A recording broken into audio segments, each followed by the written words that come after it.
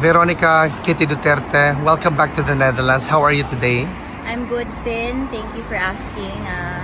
Okay lang. Medyo, I think nilalabanan pa rin yung jet lag. I just arrived this morning around 8 a.m. I think. And then, I was supposed to visit 2 days ago pa, but my flight got delayed since I think most of you know na galing ako ng hospital. I got discharged around 3 days ago. So, tuloy pa rin yung flight, syempre, pero a bit delayed lang. Kit, on behalf of the Filipino community here in The Hague and all over the world, belated happy birthday to you.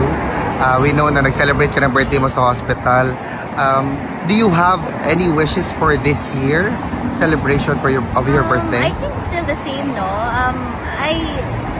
Well, pinalaki kaming ganun, so I treat my birthday as just a normal day and same as my siblings, kasi yun yung turo ng papa namin. Maybe the same wish that Tatay Digong will be brought home alive, happy, healthy, safe, and sound. Kitty, how's former President Duterte today? He looks good, actually. I was surprised.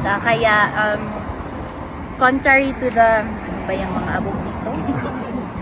Contrary to the, past few times na I visited na medyo parang emotional ako, he looked good today. Pagdating niya, sabi niya, wow, mas lalo daw akong gumanda. Kasi naka-lipstick ako kanina. Sabi ko kaya, Papa, wag mo ako paiyakin kasi naka-lipstick ako ngayon. He looked good and he has a message for everyone. Try to remember it in verbatim. Sabi niya, he said, nangangamusta ako sa inyong lahat. Daghang salamat sa inyong tanan. Daghang salamat sa loyalty and I hope I will be able to repay it soon. Balang araw daw. And ayun, even sa mga tao, even sa supporters na all over, not just OFW, sa buong Pilipinas. Maraming salamat for your loyalty. Did the former president greeted you on your birthday, Kit? Did the former president greeted you on your birthday?